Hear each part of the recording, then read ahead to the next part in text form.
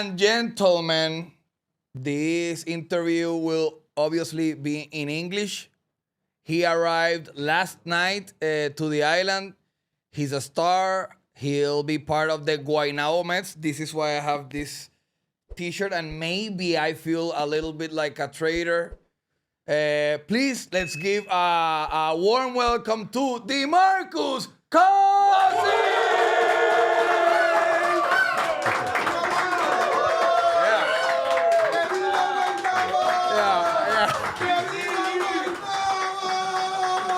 Yeah, he obviously is from Guaynabo. Welcome.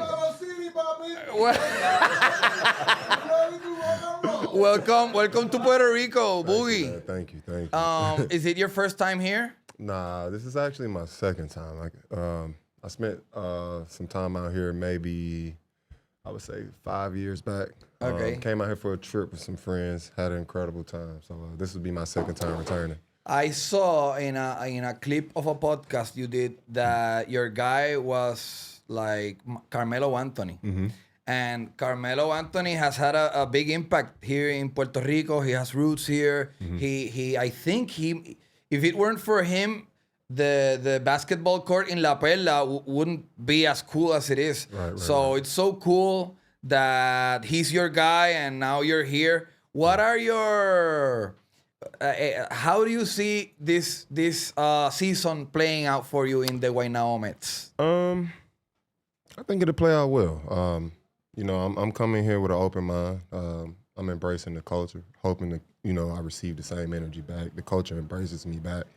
But, my goal here is to come in and help this Mets team win the championship. Obviously, that's the main goal. That's the team's goal. But, outside of basketball, I want to learn as much as I can about this island, about the people, about the culture here. And hopefully this can become like a second home to me. So maybe you don't know this, but like the buzz of you coming here has been present in most of the games. Like, oh my God, Demarcus Cousins is coming. Like, people are very hyped. Is that, I know, I believe it should feel good, but is it like added pressure that maybe you wouldn't like to welcome? Nah, no pressure added. At the end of the day, I'm coming here to play a game that I've played my entire life. I enjoy playing the game. I enjoy pleasing the fans, putting on a show for the fans, entertaining the fans. So I wouldn't say it's pressure, but I'm definitely anxious to get out there and perform for the crowd. I read somewhere that you started playing the game later in life, like when you were like 13 years. Is that true? It is true. What did you play before that? I grew up playing football. I wasn't good. Okay. But I hate to say it that way, but that's just the truth behind it. Okay. But I grew up playing football. Thought I was gonna be an NFL star. Oh, really? Crazy thing is, I didn't even have a position. I just wanted to play football. So eventually, I got to a height where my mom just felt like I would get hurt any minute. And she just wasn't a fan of me playing football. So it was just this period in my life where I was really just doing nothing, trying to figure out life, caught up in my environment, things of that nature. So basketball found me. And, I took it in, I embraced it, I committed to it. And, eventually it's something I grew to love. And how did it find you? It's kind of a sick story, but shout out to Coach Gary. But Coach Gary was the guy that found me, and the way at the time I was in middle school, though, but the way my school was set up, the elementary, middle school, and high school was all combined. What state is this? Alabama. Okay. I was living in Birmingham, Alabama at this time, and like I said, the school was combined, all grade levels. So in middle school, I was the tallest guy in the entire school. How tall were you? At that time, I was 6'6". 6'6", 13, 14 years? Yes. Wow. So Jordan size. Right. So I so happened to be skipping class this day. Okay. And Coach Gary was, he was walking the hall. He had a nephew that went to the school, so he was actually visiting his nephew at the time. So happened to walk by me, and he was Coach Gary was a coach for the 17 and under AAU circuit. So way over my head. So he saw me and he was like, man, you play basketball? And I obviously from the conversation, he was thinking I was a high schooler. So I'm like, nah, man, I'm in the 7th grade. And he's like, what? So he ended up, getting my info. He got my mom's info.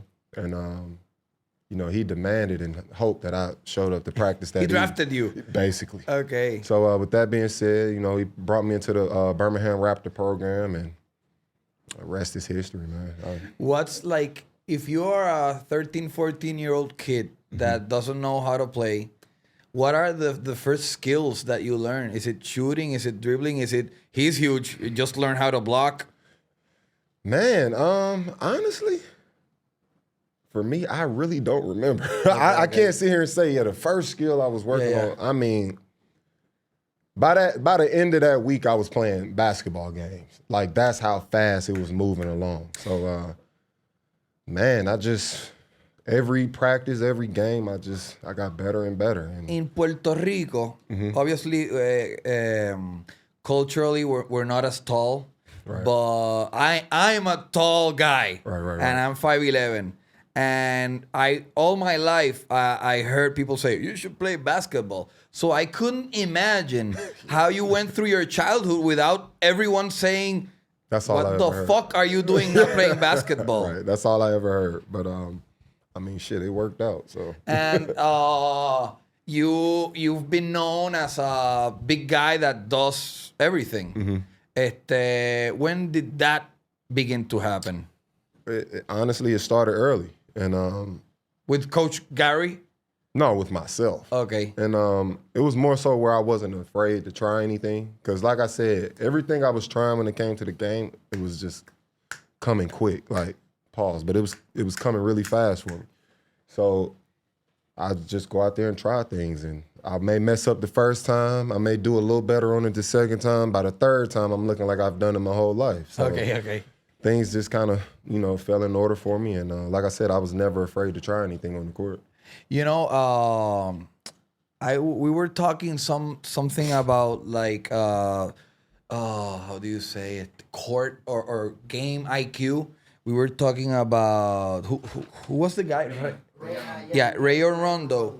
Like, what signs does a player have that you can identify like that's good player IQ? For me, it's more so being able to play without the ball. I think that kind of shows you a guy's IQ, because if you can, it's as simple as if it's two guys on the strong side and we need to, we're trying to get ball movement in the game, and we want a guy to cut through and have the other guy slide up. Well, that cut makes that guy guarding the wing guy react, which then allows him to swing up wide open for a wide open shot. But if that guy doesn't cut, that wide open shot doesn't become available. Got it. Something as simple as that. So you catch IQ when a player does not have the ball and does a remarkable move. It's not necessarily just that case, but something that's just giving an example of high IQ. If a guy can do that play or make that play without a coach having to, hey, make sure you cut. So, Okay. You know what I mean? So those type of plays are, team plays. It helps the entire team, and it's a selfish play. I want any guy on my team that's willing to make that cut to get the next guy open. So it's selfless and it's high IQ. How would you describe yourself as a player? Well-rounded, high IQ. Always, I try to play the game the right way every time I step on the floor. So just a well-rounded, high IQ player.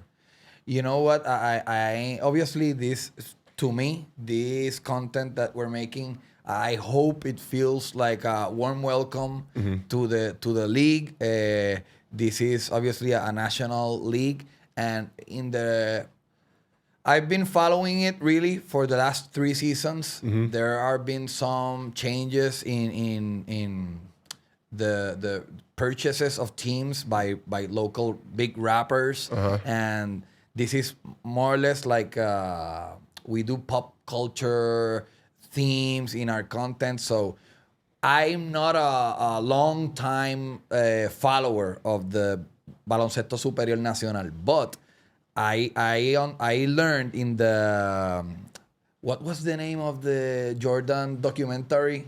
The Last Dance. The Last Dance. Yes. Are you aware of the what have you been hearing about Baloncesto Superior Nacional, about this league?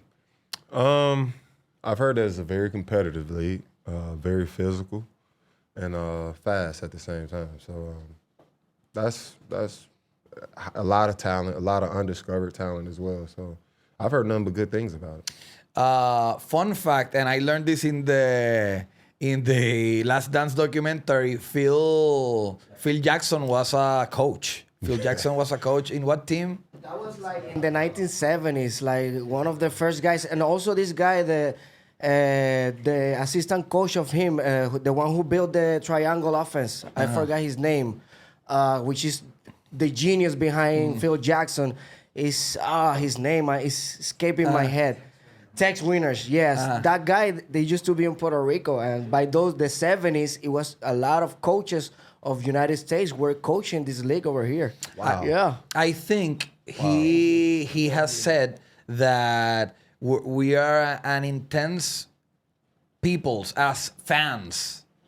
As fans, I'm sure you've dealt with insane people, courtside or even further back.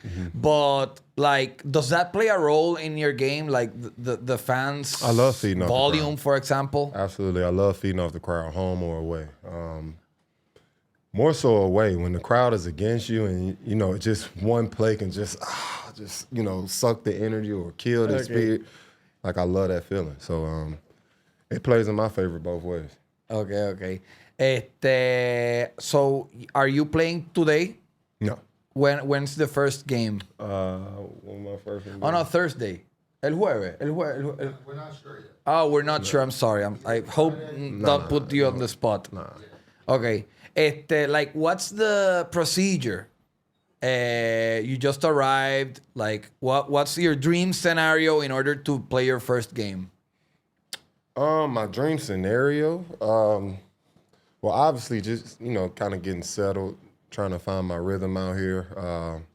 Everything is like so new for me. So really just getting comfortable, getting situated, getting amongst the team, learning my teammates, learning coach, trying to figure out what he wants, figuring out how I can, produce on this team and help and find ways of helping. Obviously they're on a, hot streak right now. So I don't ever want to, come in and try to disturb the rhythm or the wave that they have going. So just trying to fit in and find ways I can produce and help. So with all those things combined, I think that would kind of be my perfect scenario. Just in order to bring some context, the team right now is a 5-game winning streak. And you know what? Maybe I'm an asshole for saying this, but I think like this is my theory and I'm a dumb guy. Like, people say, Demarcus Cousins is coming. Okay, tenemos que apretar. We gotta tighten up our game. But it's sweet of you that you say that. It's they are in a streak, and I think that with your addition, suddenly the team is it's a bitch to play against you guys. For sure. When this is my friend Jan Elendox. He's a huge basketball fan. He's been following, like, when we prepared ourselves, he was like the guy that was like, he played in the NBA and whatever. You can shoot away. All right, man. First of all, nice to meet you, man. Big fan. Thank you. I've been seeing you through the years, and I also think that you're gonna have a lot of fun playing over here because they like you guys bang over there down low. And I know your game. You're gonna have a lot of fun. But For sure. one of the questions was like, why Puerto Rico? I'm pretty sure they asked you about China or Taiwan or Europe. Why Puerto Rico? So I spoke on it in an interview I had earlier, but since the beginning of the summer, for some reason, a lot of people were reaching out to me from the island. I had a lot of agents, and I had a couple homies that play out here as well. But the intrigue kind of happened with, well, obviously I've been here before.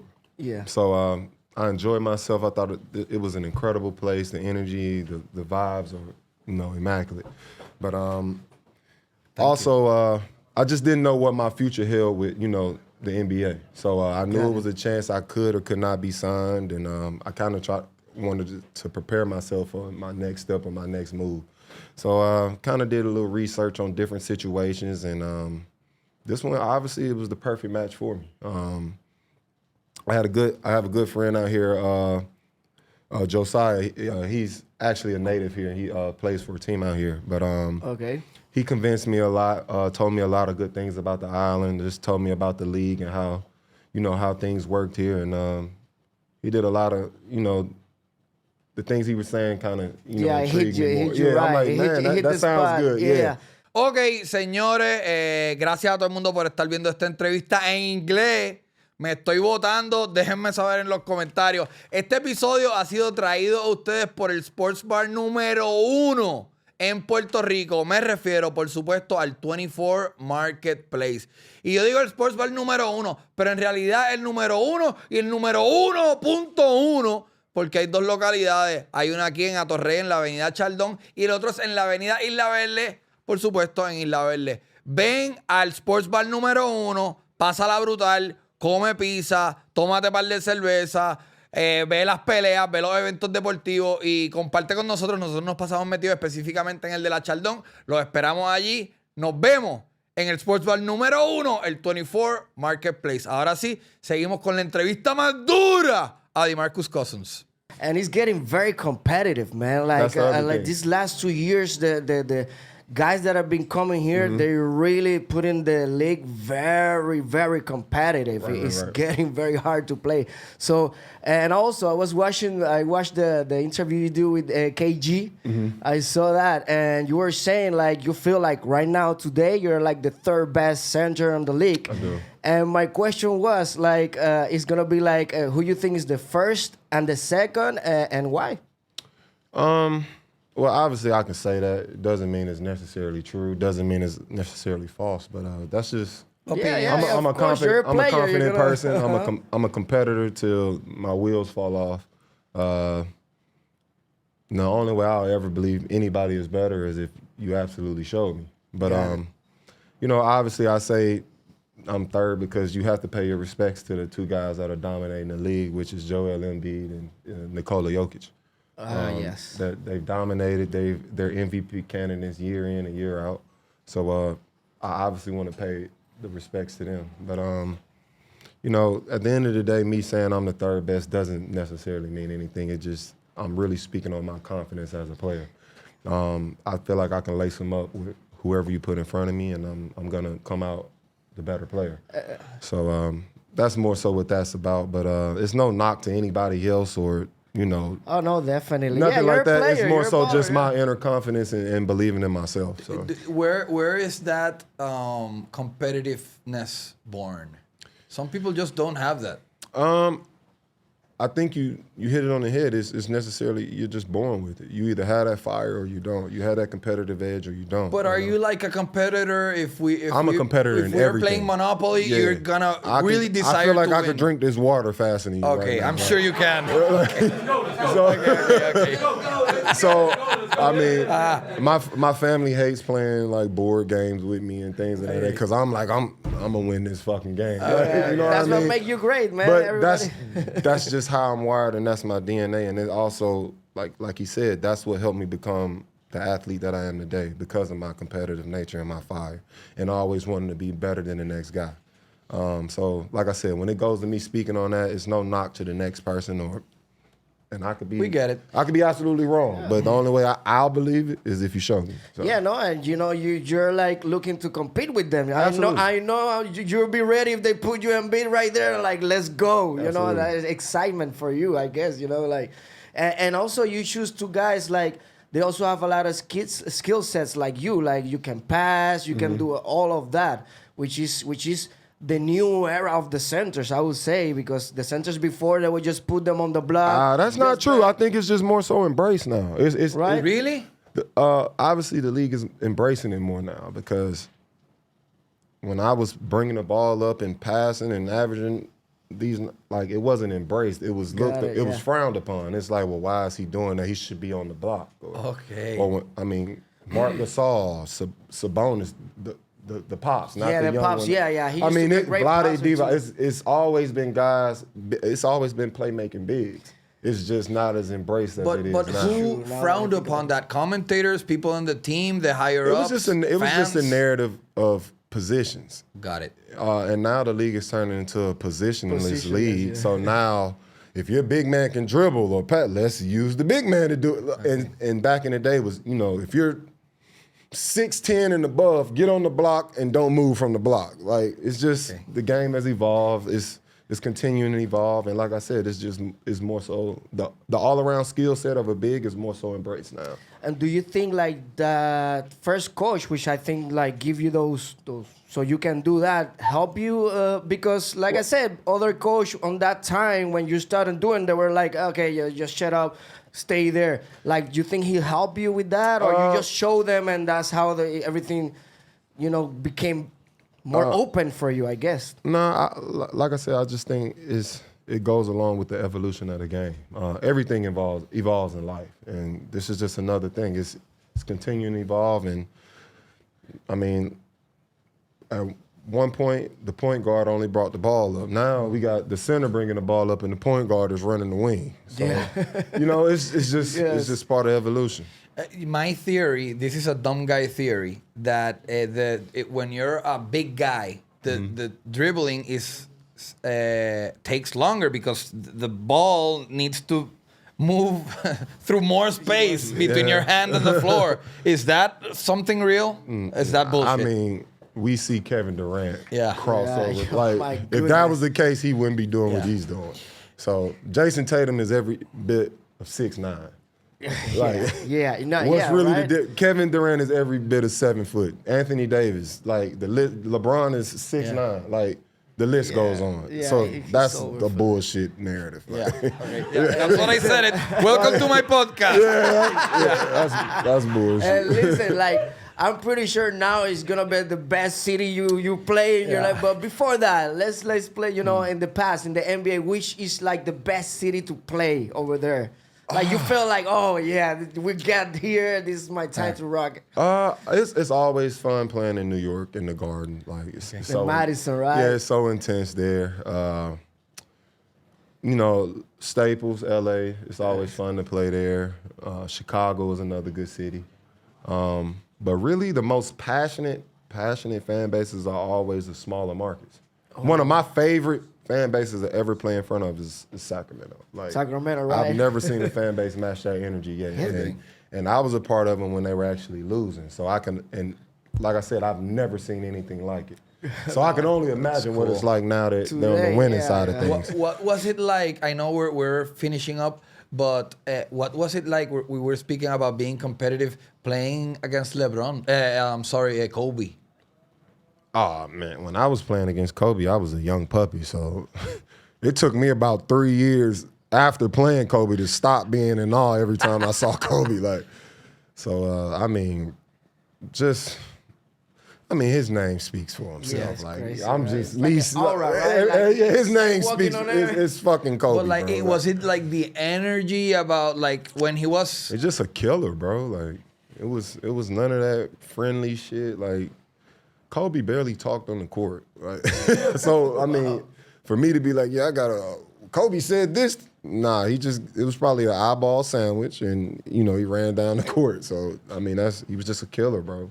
Straight killer. This weekend, you were in Vegas. You were in the fight, the Gervonta Davis, Ryan Garcia fight. How was the? I got a prediction here. This was recorded before the fight. Yeah. Check this out. Going Tank, 7th round with a knockout. Tank, 7th round with a knockout. We got Nostradamus in the building. How did you end up? What were you feeling? I mean, I've seen enough Tank Davis fights. I kind of know how he approaches fights. He uses his first 2-3 rounds to kind of feel you out. It's kind of like a possum game with him. He kind of plays dead, and then he unleashes on your ass, and next thing you know, you're on the canvas. I kind of saw early how Ryan. I knew Ryan was, anxious to get that left hook off. I mean, we all know his knockout punch is that left hook. So I don't know. I just kind of put those things together. I'm feeling a 7th round knockout. You put money on it? You should have, man. Come on, bro. You would have made a lot of money on that. And I know I'm sitting here speaking so confidently, like I just knew it was going to happen in the 7th round, but when it actually happened in the 7th round, I hated myself. I guess, man. Like, I can't believe I did not put that money on that bet. Like, yeah, you sound very, very. Yeah, he's sure of it. Yeah, right. Yeah, but his pocket's not that sure. right.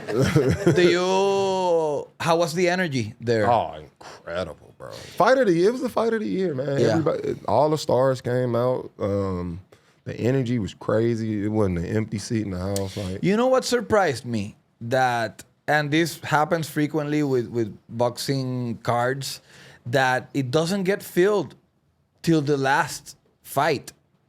I think I was watching like the Pre-fight. the co-main event. I was is thinking it like, Morales, right? yeah, that was a great first round knockout. Man, I think. it was like a minute and 20 Yeah. into the fight. They had to start the main event early. Like, Yeah, maybe people were like, oh, we'll get this fight in the I think 5th round. I think his name is David Morales. Yeah, he's a Cuban guy. Monster. Kill the guy in Yeah. 1 minute, Tyson style, right? Yes, monster. Yeah, but you're like, wow, this is. I was reading some ticket prices, and what I read was like $20K some seats, and I was like, if I pay $1K, I'm there, Right. sitting down the whole fight card. Right. Do you follow MMA? I do. Who's your guy? I like Stylebender. Obviously, I'm a Conor McGregor fan. Mm-hmm. I mean, he hasn't been successful lately, but I think he's an icon in the the sport. guy. He's an icon in the guy. sport. Anderson Silva's a legend. John Bones, legend. I think he's the best fighter all time. I mean, I like what's my guy? David McCormier. Cormier, David Cormier. He'll choke the shit out Oh, of you. man. Did you, It looks like he will not. And Yeah, he will kill choke. you. Yeah, he will choke the shit out Do of you. So. you sometimes? I've heard that you practice, right? Like jiu-jitsu or.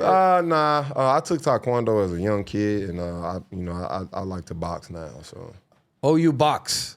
I'm not a boxer. Yeah, I get it. I box. Yeah, I'm sure that if we get together in a ring, let's you're a clarify fucking that. boxer. Yeah. Yeah. I mean, I enjoy the boxing training. I think it's great for staying in shape, keeping your wind up. I think it's one of probably outside of MMA. I think it's one of the best training you can do. So Yeah. I'm a big fan of that. Listen. Shout out to Uriah Faber and Cody No Love too. Huge fans of those guys. Those are my guys out of Sacramento. Oh, really? You trained with Uriah Faber? I've had a chance to train with Uriah once or twice before. It was actually for we were doing some preseason training with the Kings at the time, and we went in there and grappled and shit like that. It was fucking exhausting. yeah. So it was pretty cool. I practiced jiu-jitsu for a while with my girl, and she choked me the second class, and it was so me dio tanta vergüenza. It was so ashamed. I felt so shameful that I got her pregnant, so she would have to deal with some more important stuff. I'm kidding, of course. Listen, Bowie, it's an honor. I can't wait to see you in the court. In G City or in Santurce or in any. You know what? To finish, what would be a great matchup to see it Well, against? honestly, I'm from Ponce and I'm from the Lions in Ponce, so I want to see you against that. I want you to kill but lose. Have you heard something about that? Like, maybe you're not, but like, do you have a team that's on your radar?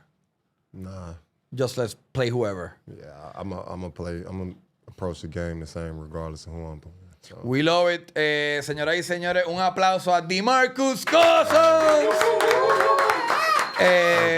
Thank you. Follow him, Boogie Cousins. You can check it out, Boogie Cousins in Instagram. Are you into TikTok, Boogie? Nah, I'm done with social media, man. Oh, really? Yeah, I stopped at Instagram. Man, Okay, I'm done. Just follow him para cuando se le vuelva la fiebre. When he comes back, thank you very much for giving us a little bit of your time.